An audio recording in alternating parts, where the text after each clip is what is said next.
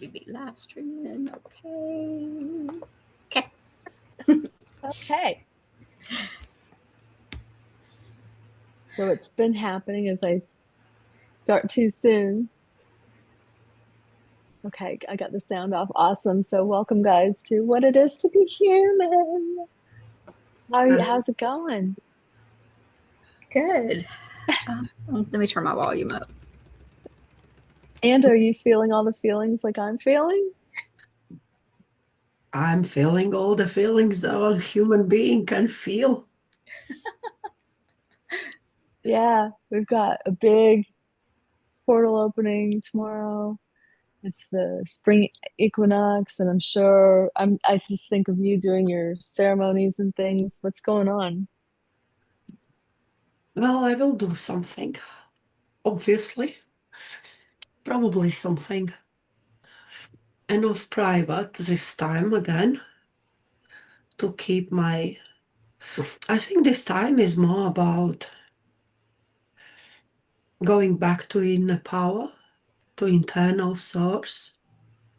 So, yeah, because those last moments,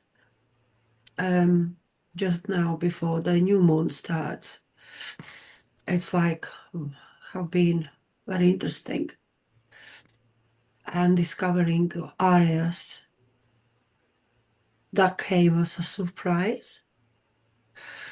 And so it makes just those big realization moments where we even cannot comprehend what we are holding within.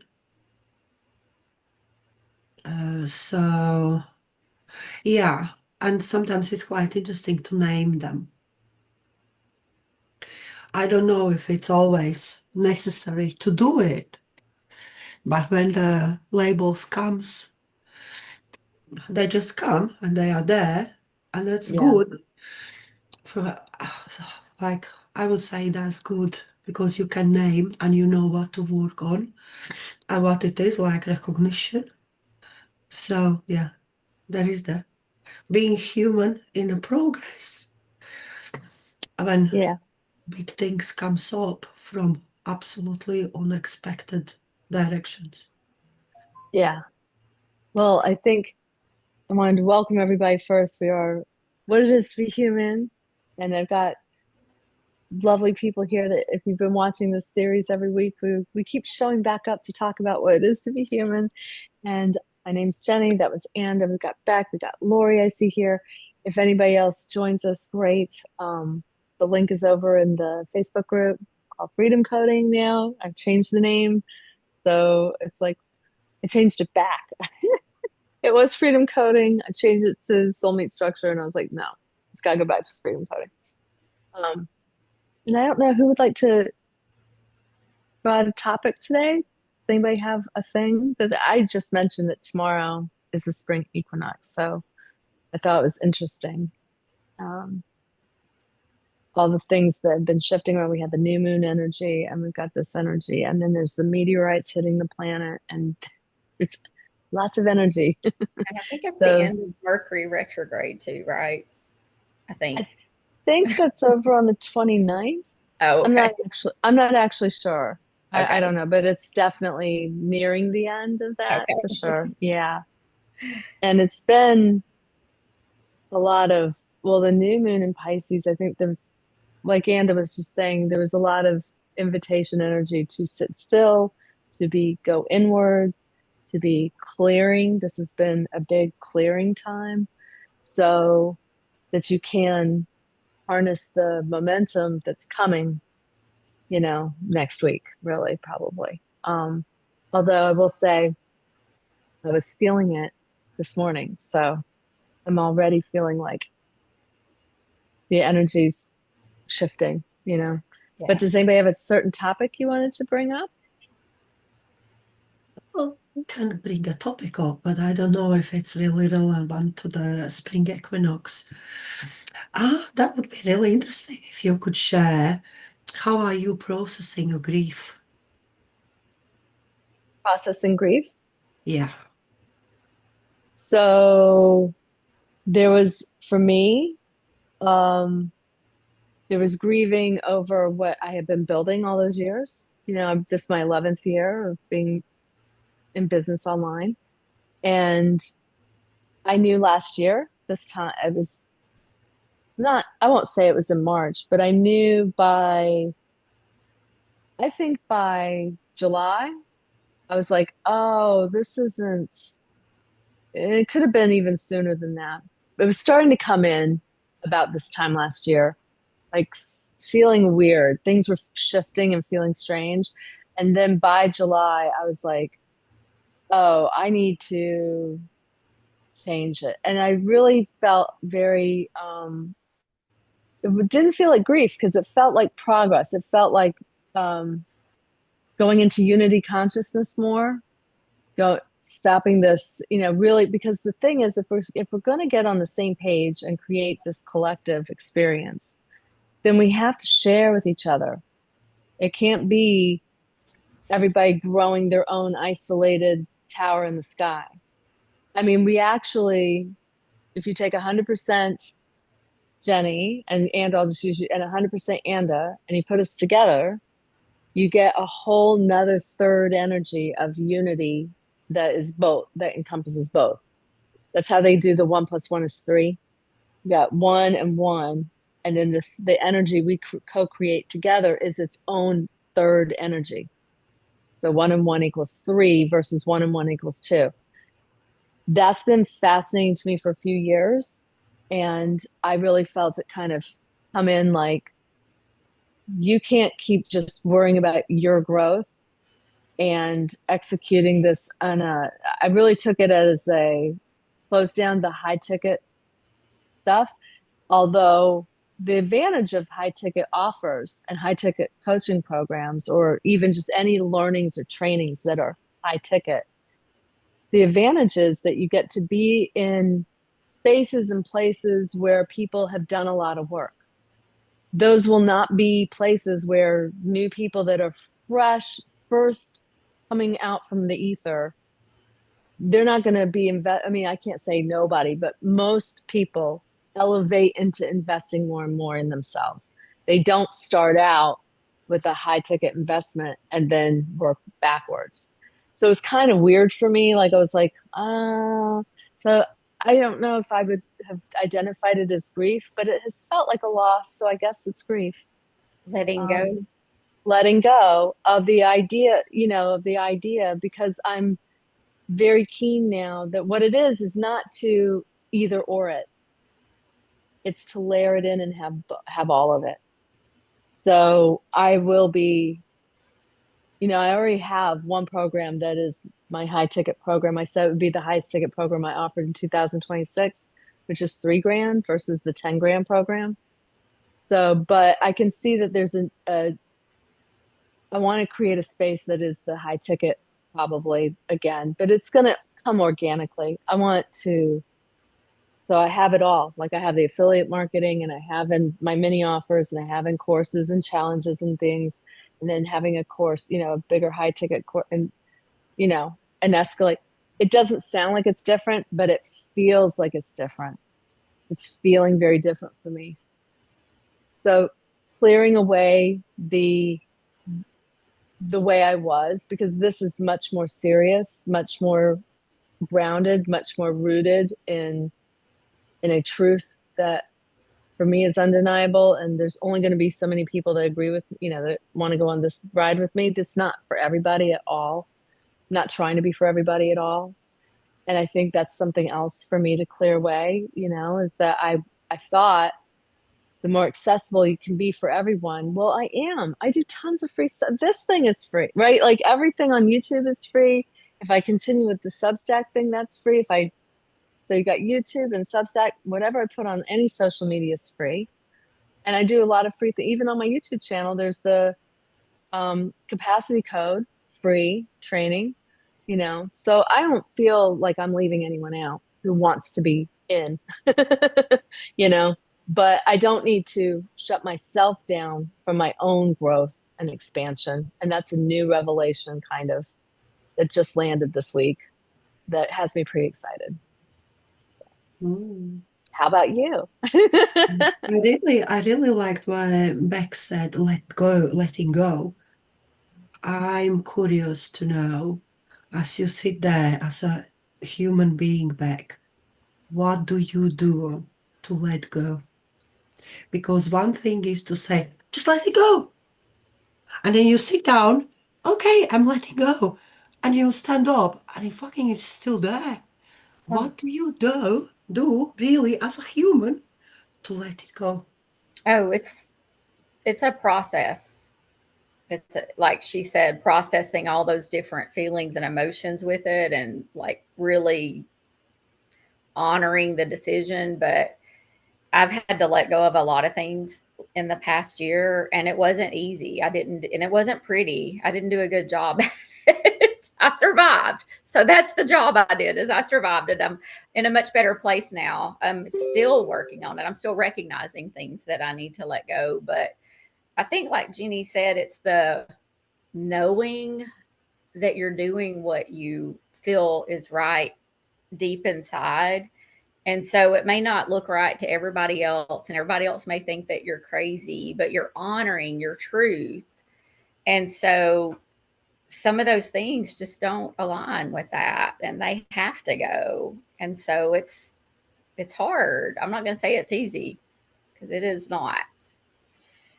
So, but I do feel like I've still got I'm still in that process of figuring out everything. Like, I don't know what this year's leading to. I don't have all my programs and everything figured out. So I'm kind of just filling into it as I go. And one thing that I guess I've thought a lot about this week, I guess this could tie into letting go, is the honoring the slowness, like slowing down instead of just kind of doing something all the time to be doing something and feeling like you're accomplishing things and being all busy. If I allow myself to actually slow down and really process it, I get so much more out of it. And I even accomplish more. I realize, even doing things, I accomplish more by slowing down. Who would have thought? No, that's yeah. I would have thought the strategy would be slow down and be mindful and conscientious. I look around like, oh my God. I'm like, I slowed down and did that with intention. And I feel so much better about it, because normally I'm just like all over the place and scattered energy and just trying to accomplish so much. And then I feel like I didn't accomplish anything and I'm exhausted. So I'm really embracing the slowing down and honoring that. That's And so having cool. to erase the word lazy for that, because that's what we're trained, is if you slow down, then you're lazy. And I'm having to retrain myself to go, no, I'm not. Yeah, So I like that. What about you, Anda? No, I totally agree. I totally slowing down and being mindful. And that came up for me as well. Like, oh my God, I'm lazy. I need to do some, I need to. I was like, I have so much. And then everything at the same time, I was like, shh, no, priorities are priorities. Mm-hmm. I will get it done. But now I am my priority number one. I love this. This is the best thing. Always come back to slowing down and just like resetting. I want to hear what Lori can say about processing the grief and letting go. Yeah, letting go. I've definitely had a challenging week this week. Facebook limiting my can't comment, can't start DM conversations, and can't add friends on Facebook. And that's like my main platform. And I focused on that platform and building everything on there. So I've been focusing, okay, like how can I branch out so that it doesn't matter, even if my Facebook like totally went away, that I could still do stuff. And one of the things that keeps popping up is getting more people on calls, whether that's that 20-minute 3-card tarot reading, or it's just a coffee chat with me, and filling up my calendar with all of the calls that I want to do.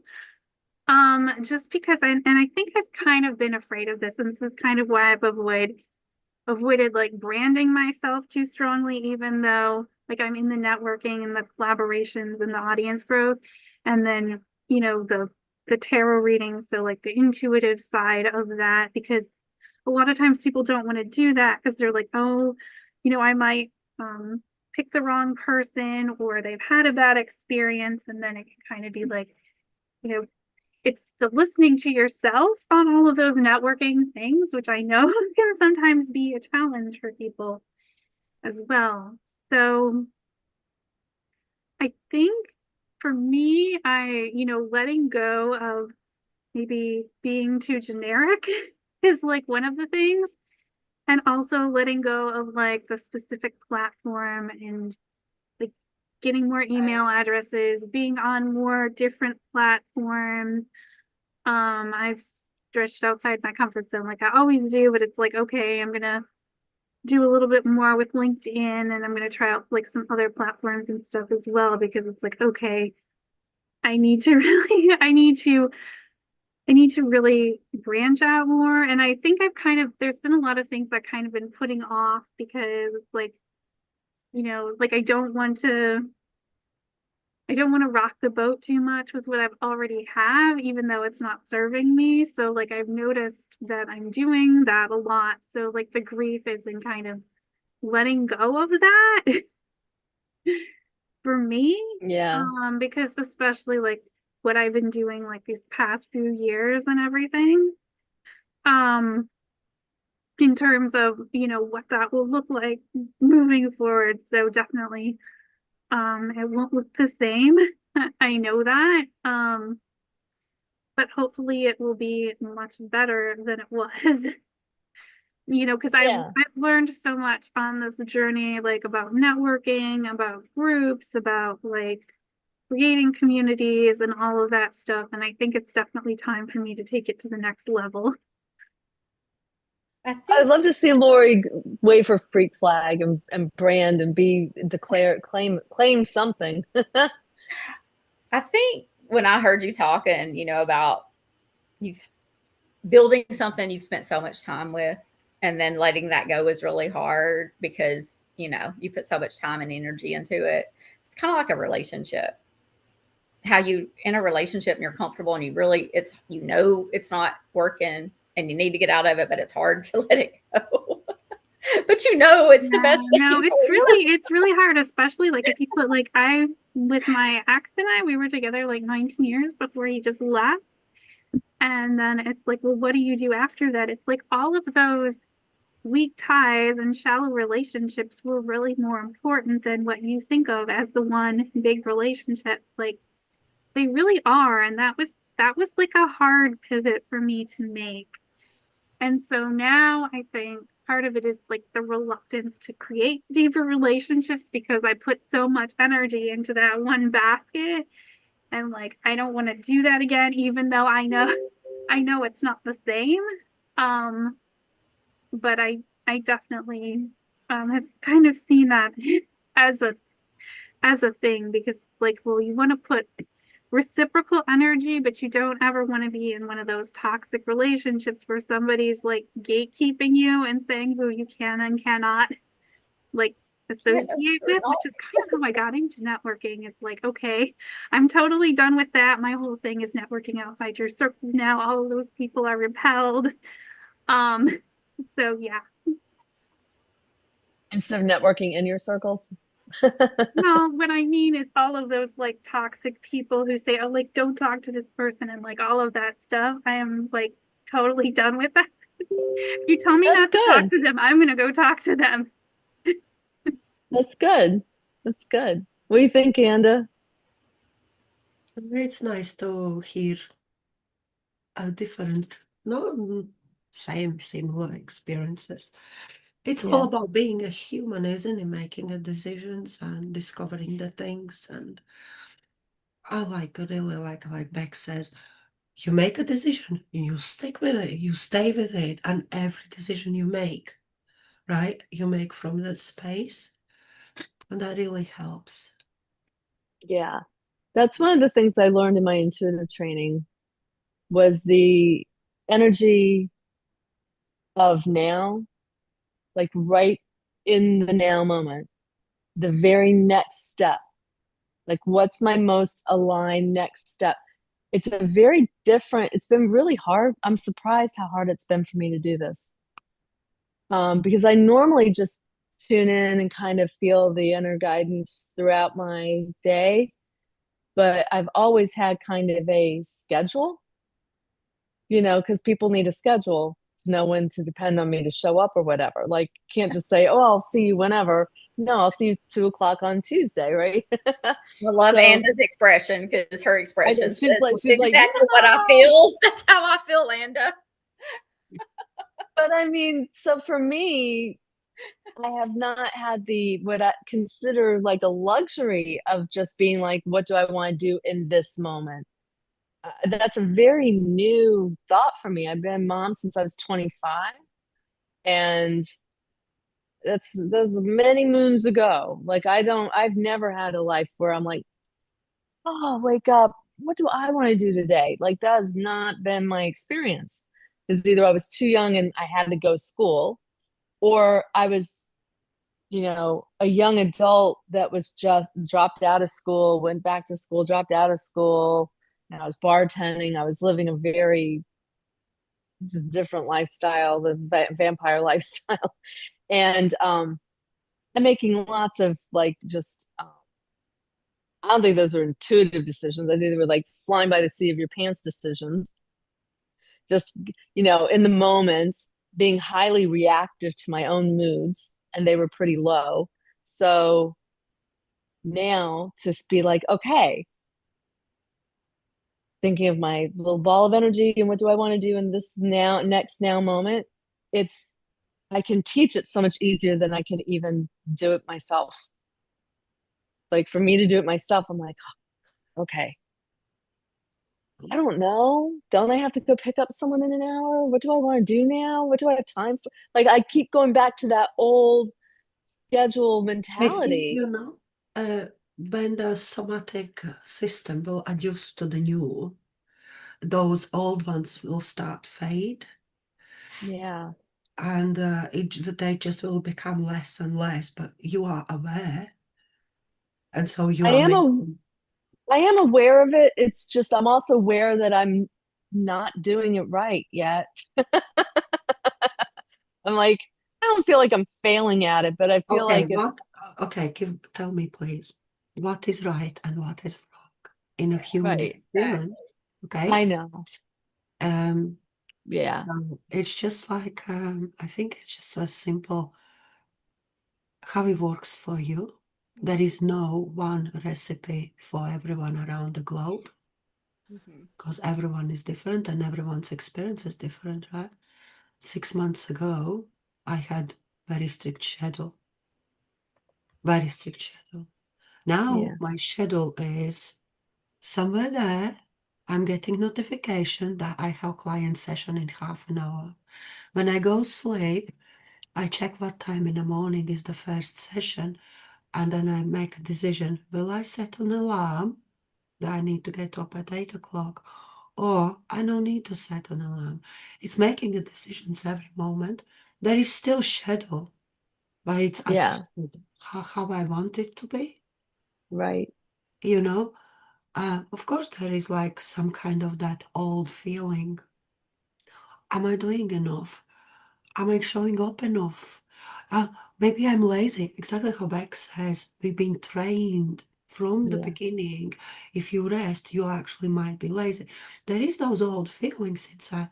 I have to make those conversations again. I was like, no, you know what? You already done a lot. We started a huge project that was in my head for ages. For years, it was in my head. I just voiced it. I voiced it. And it happens itself. I just need to adjust my somatics, let go of old. But it's happening. I just submitted my advanced accreditation.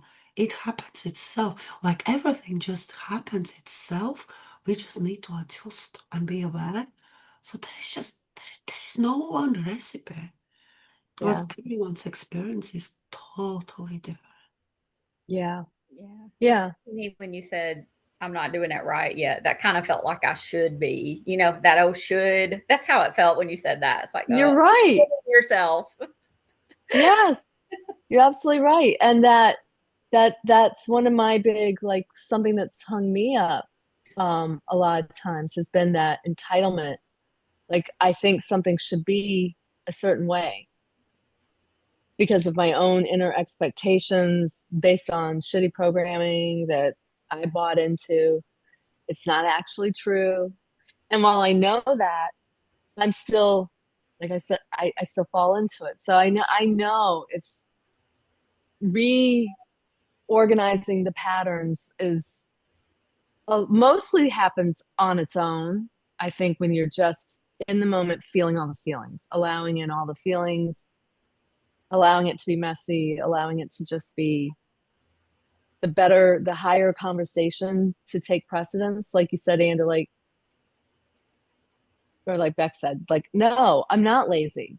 I know I'm not lazy. So what if I just sat in this energy and allowed myself to daydream or just contemplate some thought or something and enjoy it and kind of it feels expansive to me.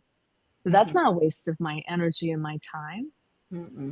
Right? I mean, it's just different. It's not that productivity thing. So this is interesting. Let me bring this up, see if anybody, I brought this up last night in a meeting I was in because there was, Mind Valley with that guy Vishen. Yeah. I guess last name, but you know who I'm talking about, like the Mind Valley thing. So he was in some think tank thing. I'm on the email list, so I get this email and I'm reading it and I'm like, oh, I saw, I think it was actually today, but is it later today? Actually, now that I'm saying, I'm like, wait a minute, I'll tell you. I'll look at my schedule. No, it starts tomorrow. Okay, on the 20th. So if you go over Mind Valley, I'm sure you see that thing if you guys want to check it out. But basically, he was saying in this think tank, in the space that he goes into with these high level, like $30,000 masterminds and stuff, right? With these big business leaders, where they just go for $30,000, they just meet. They're not meeting every week for 6 months. Like I don't even know how many times they meet. It might just be the one time. Who knows? But he was saying, and this is like the Tony Robbins crowd, those people. And well, he was naming like Elon Musk, which isn't my favorite person, but like just naming these people that are obviously in tune with money, finances, trends, what's happening. And he was saying that they are predicting with probabilities and all their little, tools to measure what's going to happen economically, that because of the pace of AI replacing so many things, that most people within the next 3 to 5 years are just not going to be doing the jobs that they're doing today. If those jobs are going to be replaced with AI, and that these people are going to be, a lot of these people have not been doing personal development. That they have been living in the matrix, living in a conditioned society, in a world where I get up at this time, I go to work, I take the kids, like they do all the things. And now they're going to have huge ego disintegration experiences because they're not going to know who they are, because they have identified so much with what they do, that when that is taken away, who are they? I mean, in this room alone, how many times have you guys gone through a change where you're like, oh my God, who am I? I don't even know who I am anymore. Right? Yeah. We've been through that. So we are now going to be at the front lines helping these other masses of people are going to be needing you to be clear on how you help, because they're going to need you. They're going to need your help. All of you and me, like they're going to need our help to navigate identity and finding a new path that is not based in productivity, because we've got machines and AI to do the productivity thing. So who's a human? If you're not worried about being productive, what's it going to mean to be human? It's going to radically shift in the next 3 years. And they say 3 to 5.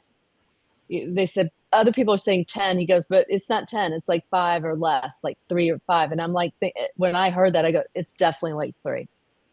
Like, I think before 2030. By 30, I think we'll have undergone, everything's this year going to look completely different. Can you imagine if everything's going to look different this year, how it's going to look in 2 more years? Not to be scary, but to be hopeful. And I feel super optimistic about it. Like, to me, that was the best news I could have heard, was that my soft skills are finally going to be super valuable. Like, yes, because I feel like that's, a lot of us are here to help people. And so we've had to help ourselves so that we could be in a position to help others. You cannot help someone else if you can't help yourself. That's part of the being human, is first learning how to help yourself. Put the mask first and then help others. Yeah, it's at that least same. Put the mask on. At least put the mask on. Yeah. And then you can put for somebody else, but you cannot put for somebody else if you don't have. Yeah. Just the basic. Really just the basic. Some of these things sound so super obvious to me, but they're so profound. Like, you can't pour from an empty cup. That's like one of those things that's like, it sounds so ridiculously like, yeah, okay, yeah. But like, when you really think about what's it take to fill your cup, now all of a sudden you're on a really deep conversation. Like, what does it take to fill your cup? I mean, each one of you just go around the room. What's it take to fill your cup? We'll start with you, Lori. What's it take? For me, it takes spending that time being creative. And sometimes I definitely spend too much time like thinking, okay, like, how do I relate to other people? Because I neglected that for too long. But I think in some sense I went too far the other way, focusing on so much on networking and meeting people and talking to people, that I didn't spend the time on myself thinking about what I wanted, because I had been the other way for so long, where I was just focusing on myself. So I needed to experience like the opposite side of that. So I think it's finding that balance. And that fills you up. Yeah, I'm have to think. Yeah, the creativity part for sure. What about you, Beck? Different times I need different things, but I definitely need to connect with nature and that energy. Like, I have to have that. I can just be, I don't know what's going on or whatever, lost, and I can just make that connection and, ground myself. And that is a biggie for me. I need that. I also need just a long time to process things. I also need networking and interacting with people who can get it and talk about the things that I like, instead of people that I know in my real world who are like, you're so weird when I say things. So connecting with like-minded people that really helps to fill my cup, because I feel like, oh, my family, my tribe. Yes, yeah, exactly. Like, I love that. I get that. How about you, Anda? The filling your cup first. It's interesting. That's in my blueprint. Well, it's really about keeping that spaciousness for myself, to having alone time without interaction with other people. But that's really how I operate my energy, because I need that reset to become myself after reading all energies and everything. So start back like who I am, what is my, and then in those moments it's really whatever. Maybe I just sit and watch another season of Stargate, or I just will let's say work on next video for next content video for my upcoming course, or it's just a painting. It really doesn't matter, but it's something that I decide in this moment this is for me, and whatever I want to do in that particular moment, or maybe it's just go sleep. Honestly, switch off everything. You know how much I adore silence and darkness. That's it. Oh, yeah. Blackout. And it's so empowering that I have this opportunity to actually choose in those moments, choose what I will do for myself. And whatever comes up, if I allow myself to do it, I really feel so. I really fill up the cup.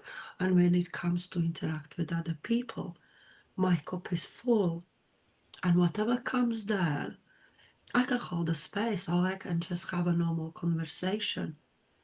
You know, it's like, I think my own perception about that spaciousness and allowing myself, since I recognize how it works for me, my own perception on that really changed. Because I'm not doing what I don't want to do. Yeah. Well, that's what I'm saying. So nobody mentioned productivity. Nobody mentioned they need their checklists, right? Everybody's like, no, I love nature. I love connecting. I love alone time. I love creativity. I love making, But thinking of things. for me, when I really consciously approach it, I need space. So I created that. I have the space during the week where I have this time. And when it comes to productivity, the productivity hits absolutely different level, completely different level, and completely different exposure, and completely different how the productivity goes in the outer world. Yes. Because everything starts here. And Yes. it's not just about me too. I'm really all about sharing with the people, with other people. I cannot be different. I'm always thinking about, oh, this. But allowing that point where I can be just myself, because other people, they will come at some moment. A small quality I have inside, a small quality shows up on outside. It's just unbelievable. Yeah, I remember doing that. I did one event one time that I couldn't have been more in sync. I would get an idea, I would implement right away. It would just like magically, it was almost like I felt like I had just assistance. Like I felt like something just came in and was like moving it all around for me. And I was like, I was in flow state. Like it was serious flow. You have a thought, you do one thing, it just blew into something else. And I went, oh, that's interesting. You could do this. And it was the same thing. And I was like, how did I do that? Like how, well, I did it because I didn't do it all, like I was just open to being in flow and allowing things to come in and transpire organically versus this forced trying to make things happen, I trying to have to be do like, oh, this. Yeah. to do this, have to do that. I struggle with that. That's what I'm working to allow more, is to actually just get into that flow state and have it come in and then let it go. Cause I'll be like, I'll feel it. And then I'm like, I got it. And then it goes away. And I'm like, no, you chased it away. No, come back. Come back. I know. Well, very interesting. So I think if we thought of a theme here, I mean, I'm really thinking if you watch this guy, think about how you can fill up. I mean, it sounds so trite. Like people say it all the time, to take care of yourself first and then let it flow. But we're entering a whole new way of being soon.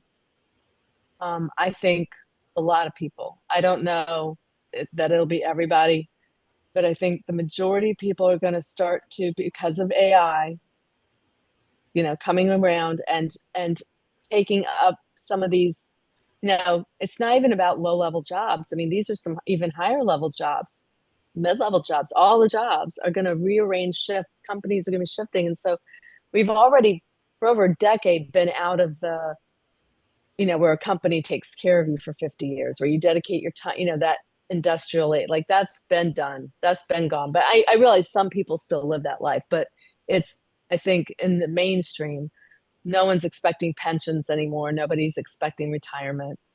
Or not nobody, but a lot of people, their idea of retirement just is not the same as it was, even 20 years ago.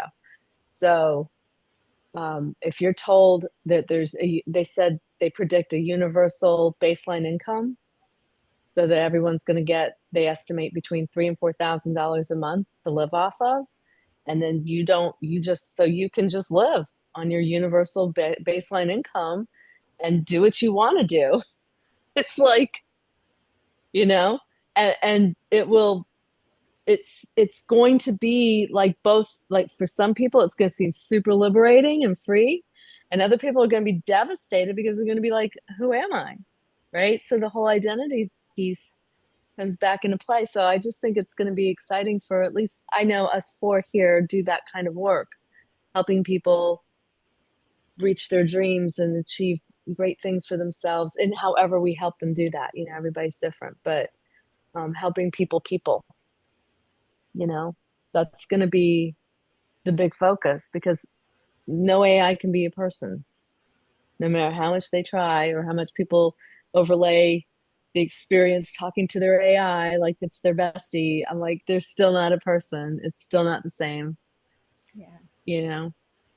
So yeah. Oh, so interesting. I could go on forever. But anyway, so thanks, guys. I hope this was fun for you. Thank you. For me. I enjoyed it.